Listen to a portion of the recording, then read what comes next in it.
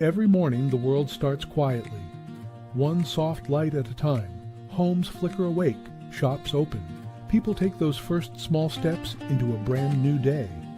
And in all of that ordinary movement, there's something kind of extraordinary. A moment worth noticing, a spark you feel before you even name it. Sometimes it's quiet, sometimes it's small, but kindness shows up right on time.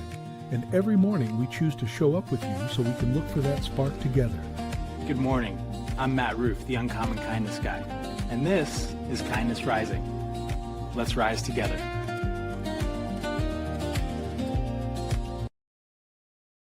Absolutely, yes, absolutely. Most teams think commitment. What the hell is going on with my camera today? Okay, whatever. Good morning, good morning. Welcome to Kindness Rising. I'm Matt Roof, the Uncommon Kindness Guy, and I come here every weekday morning, 7:30 a.m. to help you get up with a little hope, a little humanity, and a little heart. Most teams think commitment doesn't mean consensus. It doesn't. Consensus says, let's start over. What the hell is going on? What a morning already.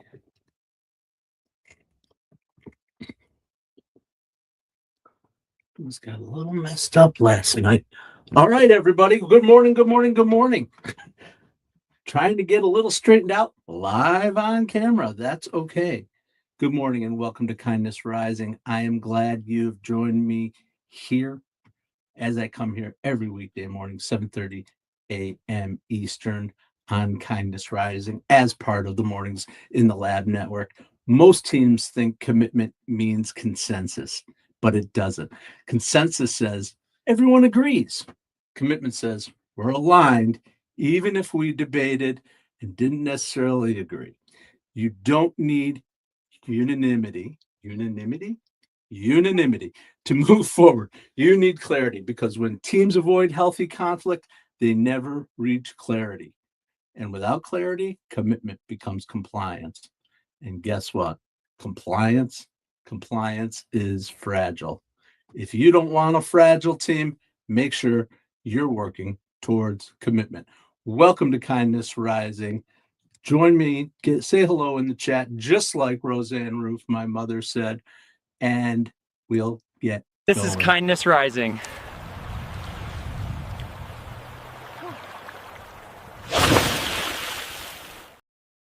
All right, everyone. I'm Matt Roof, and I come here every weekday morning, 7:30 a.m. And this week, we've been building a pyramid of dysfunction so we can overcome those dysfunctions and get to function. And right at the base of that pyramid is our word of the week: trust. Trust. From the 5 dysfunctions of a team. There it is up on the screen. I won't read it to you, but we'll talk about the fact that trust creates safety. Safety allows healthy conflict, and healthy conflict sharpens clarity. Today, we're going to talk about what happens next, the commitment, right here in 5 dysfunctions of the team that fell off of my table, but I picked it back up and now it's upside down. What? Patrick Lencioni, the author of this book, he explains that when teams don't engage in unfiltered debate, they struggle to commit, not because they don't care, but because they're not clear. That's what we're talking about today, clarity. Lack of commitment doesn't look dramatic. It looks like hesitation. I know you've all been in meetings or had conversations with people that look like this. Let's circle back. Let's revisit this later on down the line. Let's stop and gather more data.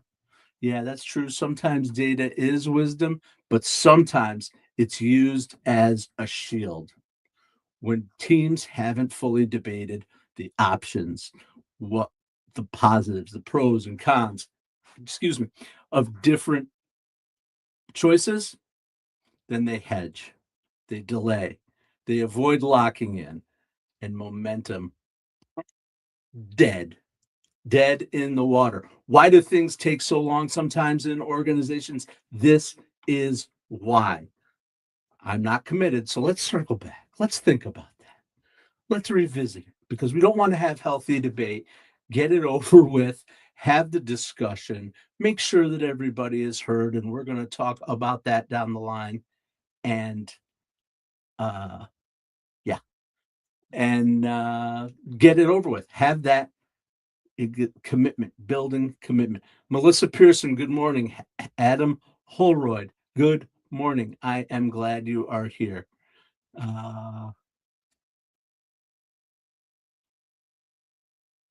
I don't know what any of that means, high official, but welcome in to Kindness Rising. We don't really talk about the political situation here, except as how it relates to what our topic is for the day.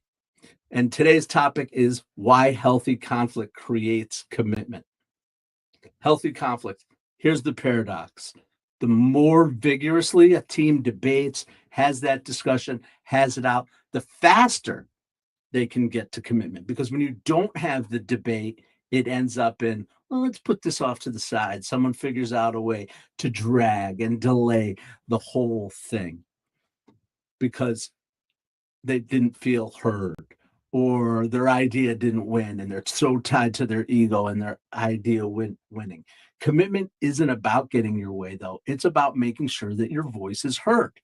And as leaders, it's our job to make sure that voices are heard within our teams, within our world.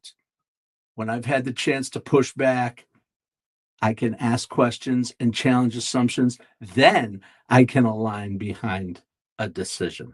But when decisions are made politely, without friction, or just the opposite, when decisions are made completely heavy-handedly, right?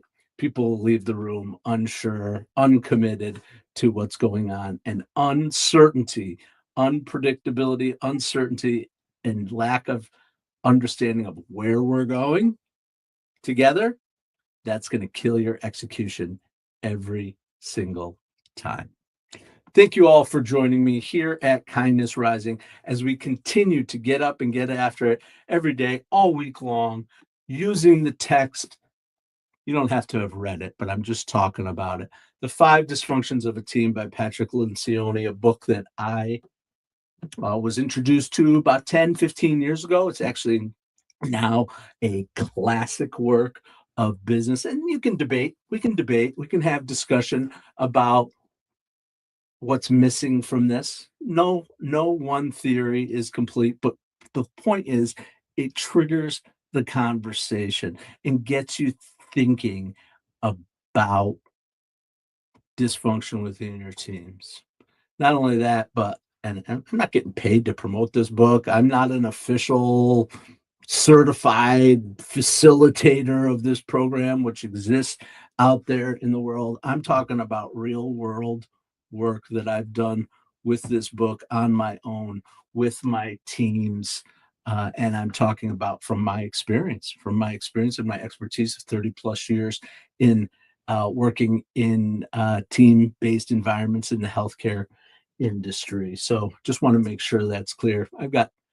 I encourage everyone to read this book. It's a fantastic read. It's an easy, quick read. It starts with the story of Fable. And I promise you, if you've ever been on any team of any kind, you will relate to some of the characters in this book. It's a quick read, and then it gets into the model. It's not all academic or whatever the case may be. As a matter of fact, probably 85% of this book is the story of a new CEO who comes into a team that is completely dysfunctional.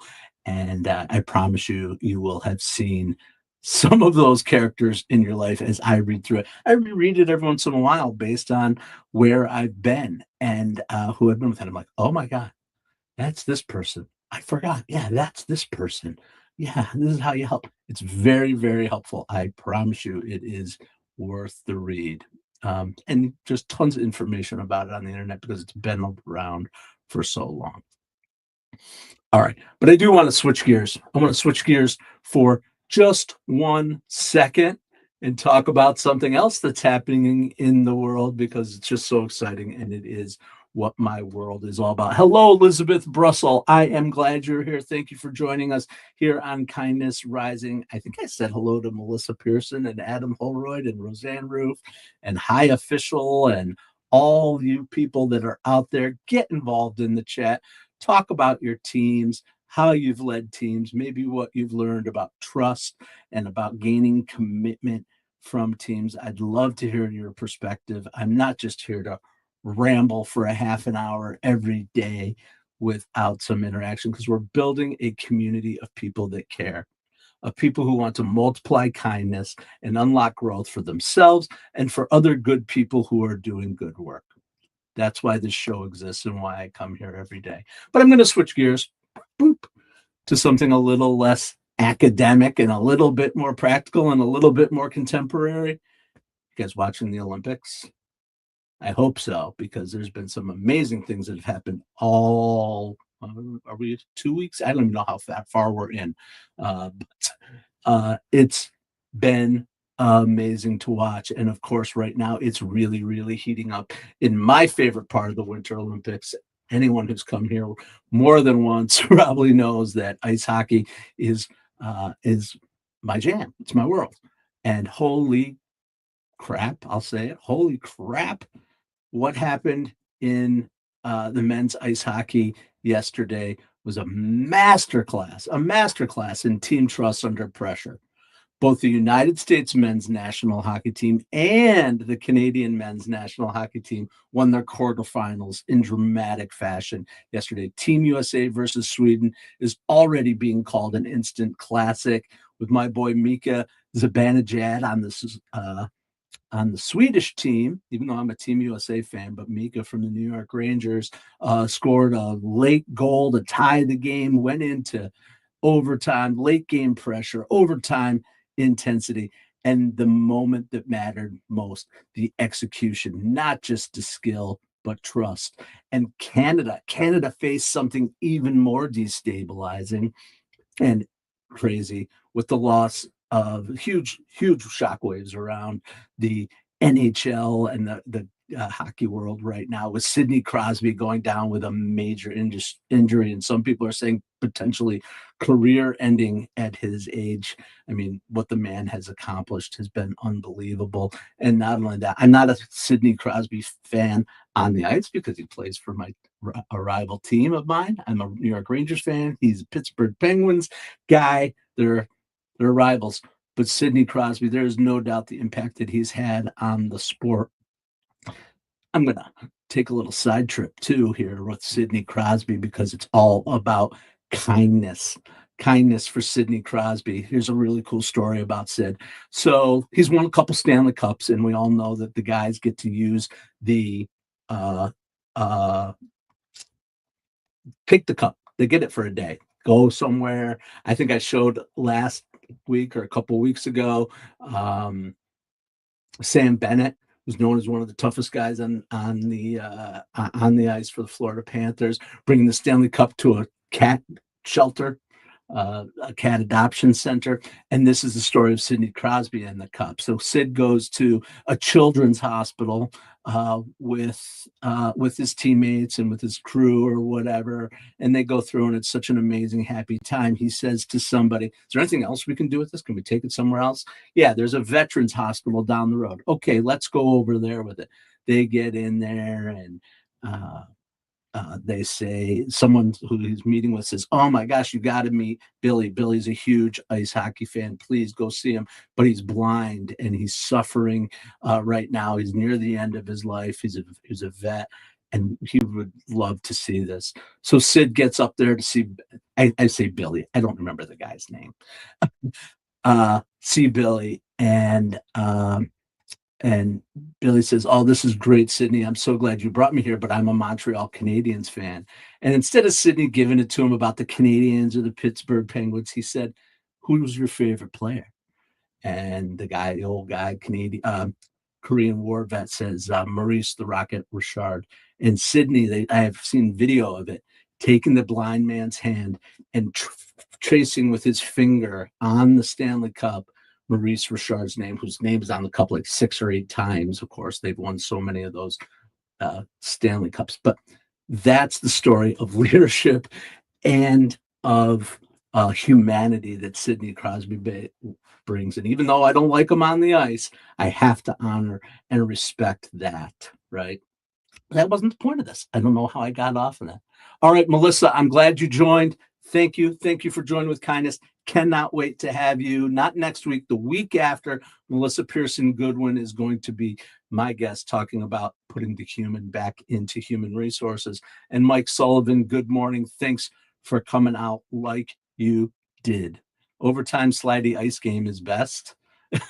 Fee, all right. Welcome, Fee. Fee.1, welcome, welcome, welcome. I am glad you are here. Slide rock on ice game. Yeah, I think you're talking about curling. Curling is fun. Ice bocce, I call it. But ice hockey is my thing. And so here's getting back to the original point. Wow, I am on a tangent today. When a leader falls in the biggest tournament in the world, like what happened in Sidney Crosby's case, doubt can creep in really fast. Who's going to step up? Who's going to take control? Does the room tighten? Do we just lay down now that our leader is gone? No. Instead, Canada rallied. They leaned into each other. They trusted the system. They trusted the mission, and they won in overtime as well. 2 quarterfinal games. The 2 ice hockey powerhouses in the world, the United States of America and Canada, winning their quarterfinal games in very dramatic fashion. And they haven't gotten there yet. They both have one more hurdle to accomplish in the semifinals, with the U.S. Playing against the Slovakia team, and Canada against the Czechia team before the probably inevitable showdown of the U.S. versus Canada for the Olympic medal for the first time in 12 years. Here's the thing. High pressure environments, they don't rise to your talent. High pressure environments, they don't rise to your talent. And rather you fall to your trust. I don't know if that makes sense. But these teams came together quickly. Different NHL clubs, different systems, and different personalities, and yet aligned and formed fast through trust, because trust accelerates cohesion, and healthy teams don't avoid that adversity. They absorb it, they distribute it, they let go of their ego, and they protect their mission. So regardless of who wins the gold medal, it's going to be the U.S. Probably not. Actually, Canada is just unbelievable, even without Sid. The real lesson is this: pressure reveals whether a team is built on talent alone or on trust, and trust is what turns every overtime into an opportunity. Thanks for joining here on Kindness Rising this morning. Mike Sullivan, Fee, Elizabeth Brussel. Who else is out there? Tell me what's going on. What are you watching on the Olympics? What do you love? Where are you seeing trust displayed in the Olympics? Tell me more about what you're thinking. And I'm going to shift here for a second into my coffee and then into the practical. How to make people feel heard, because as a leader, that's our role.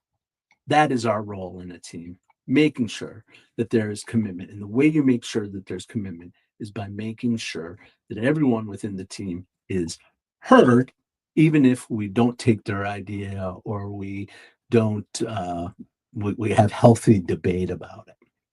Cheers.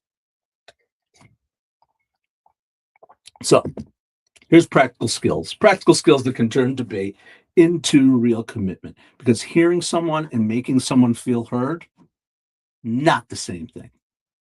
People don't need their idea to win. They really don't. They need to know that it mattered and that somebody listened to it, right? What does that look like? What does that look like in reality? Active listening. Practically, here's what it is. Here's an idea. How about you reflect back what you heard? Say, let me make sure I understood your concern. Not to defend, not to counter, just to confirm. Right? Confirm that you understand what people are saying. Sully, I'm going to stop here because I noticed you mentioned miracle. Whoo! That is the best. The Miracle film. We love it here in our house from the 1980. Oh yeah, I did recommend it, didn't I? It's fun, right? It's a good movie. Stories that you didn't really know about. Kurt Russell's performance in that, his speeches, and I love it. Highly recommend. Highly recommend. All right. So I said we're going to reflect back what we heard. Then we're going to name the value. There's value in every single person's input if we really listen to it. A lot of times people's ideas get cast off, right? Because the leader or whoever's involved already has their mission, their ideas so cemented in their head and so attached to their ego and identity that they don't listen to that input with true value. Saying things like, that's an important risk you just identified, or that's a helpful perspective. I'm glad you raised that. Even if you disagree, it's good. I'm glad you raised that because I respect you. Now, certainly we can debate whether that idea is good or this idea is good and how it comes to agreement, but it's about that respect that builds dignity. Third, explain the decision path. If their idea isn't used, don't just move on, acknowledge it. Bob, here's what you said. Here's why we're going in a different direction. Because clarity creates closure, and people can move forward with that understanding that they've been heard. And last and most important, as far as I'm concerned, is separating that idea from that person.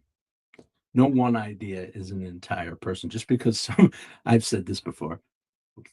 My father used to say this all the time, Mom, ears up on this one, right? Sometimes smart people do dumb things. Sometimes smart people say dumb things, right? But the idea is you're separating the idea or the thought from the person. We're deciding against this option, not we're deciding against you, right? That distinction, that builds safety and locks in alignment with one simple question. Can you support this decision? Are we aligned even if it wasn't your recommendation? That question completes the loop. When people feel heard, they don't need to win, they just need to belong, and belonging creates the buy in. Thanks for joining here on Kindness Rising. I am glad you are all here. Say hello in the chat, whether you have something to say about trust, about clarity, about consensus, about the Olympics, about what you're doing in life, whatever it is. All I care is that you come here every weekday morning, 7:30 a.m. Eastern, and join me for a little hope, humanity, and heart. Get up with a little bit of positivity, getting on the right side, getting up on the right side of the bed. As we say, more high fives for humanity, right? Less rage bait, because hey, listen, none of us knows a thing. I said this to a friend yesterday. The truth of the matter is, no matter how much we know, we don't know a thing. And we're all idiots. So why not be kind in the grand scheme of the world, right? We're all idiots. Be kind. That's actually a refrigerator magnet that my sister gifted to me. We're all idiots. So why not just be kind? Love that. All right. Thanks for joining here on Kindness Rising. Keep coming back. I appreciate you. And don't forget to keep hanging out with us on the Mornings in the Lab Network. At 8 o'clock, we're going to get on over to Mornings in the Lab with Keith, John, and Friend, where they'll be bringing their unique brand to help us get up and get after it every day. Not hit the snooze button, right?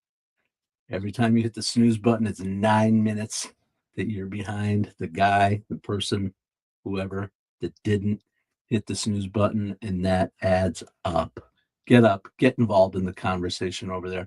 morningsinthelab.live, or you can join on YouTube or X or Facebook, but morningsinthelab.live is the site. All right. Get involved, check in, have some daily accountability with the team over there. All right, looping back, back. Oh, this is a good one. I love this part of it. Artificial harmony. You ever been part of a group where it's so clear that it's fake? Everyone's nodding. No one objects. Everyone's looking at their watches. Okay, if I don't say a word, I can get out of here 5 minutes earlier and go bitch about what happened in the meeting and talk about why that person is stupid or that'll never work or whatever the case may be. And the meeting seems to end peacefully, and then nothing changes because people didn't wrestle with the decision. They didn't actually pressure test it. They didn't test it. They may think they did, but they didn't actually test it against that makes sense because they haven't created an environment where people feel that they can have conflict. Because conflict, once you have conflict, you're going to create conviction. And that conviction, it creates commitment. And commitment, that's going to give you your momentum. And without that, we're just going to drift. So, absolutely, let's try to avoid it. Let's be aware, reading the room as a leader for fake commitment versus real commitment. I can't stand when I go into a room as a leader and present an idea and nobody says anything, just goes, okay. No, I know I don't know it all. I need your input. I need you to tell me what did I miss? I have blind spots. I have biases, right? As a leader, that's what we do. We open up that safety valve for people to say what they really think. And how many times I know from my own experience, when I do that, new ideas come out that are variations, innovations, iterations of what we're doing, or a risk is identified and we're able to mitigate it and conquer it related to that by putting a plan together to deal with it. But I didn't know it. That's leadership through commitment, building trust, having conflict, gaining commitment. And tomorrow we're going to continue all the way through to the end of this pyramid, the top, tippity tip top of the pyramid. Results, because that's what matters ultimately, is getting that result. But it does matter how you get there because the result will be impacted by how you get there. All right, let's loop it back. We're winding down. I can't believe the half hour has blown by. Thank you, every single one of you who joined me here on Kindness Rising. Mike Sullivan, Carol Birdie, absolutely welcome, Aunt Carol. I appreciate you came in right at the last minute. Trusted servants, they do not govern. I agree with that 100%. That is definitely a method or a mentality that I bring to my leadership, servant leadership mentality. I am here to serve you, not to govern. Absolutely. Love that, Aunt Carol. Thanks. Appreciate you. And Carol, you know who I learned that one of those from, right? My own practical experience. One of your good friends, Rose Broderick, huge influence in my life. Thanks to you, Aunt Carol, who connected me with her. She is a trusted servant and who doesn't govern, but definitely knows how to lead. So great lesson and connection there. Okay, let's loop it back to our 6 strings. Remember, kindness. Kindness is one of our strings, and that allows disagreement without cruelty. Curiosity, that invites exploration without ego. Self-awareness, that prevents defensiveness, right? Keep an eye on how you're feeling. Growth embraces friction, and trust makes it all possible. Commitment is the natural outcome of clarity born from conflict, handled with dignity. So as we wind down here, remember, great teams don't chase agreement. They chase alignment. They debate thoroughly. They decide clearly and they move decisively because trust enables conflict. Conflict creates clarity. Clarity builds commitment and commitment drives the results. Come on back tomorrow. We'll be talking about those results and how dignity keeps everyone moving together. See you tomorrow morning, 7:30 a.m. And until then, stay uncommon and stay kind. What if your mornings could be inspiring and ridiculously fun? Kindness Rising isn't just a show, it's a full wake-up vibe. It's freaking fun, people. Yeah, man, it's got real get after it energy. I love it. Wake up with Kindness Rising. I help purpose-driven people grow their impact. 5-ingredient recipe to help you build your personal brand. Get out there and take kind action. If it's live, they'll feel it. On Kindness Rising, we bring you proven strategies and fresh ideas you can actually use. If you're not failing, you're not trying. Exactly. Fail fast, rebound faster. You'll see the bloopers and the genuine connections that make kindness contagious. We sometimes get into a little bit of trouble. Pretty much my life made the list. You can trust what you see right here is honest, respectful, and uplifting. Social impact organizations, and we always talk about them. Try kindness. It's way cheaper than therapy. You just made my day.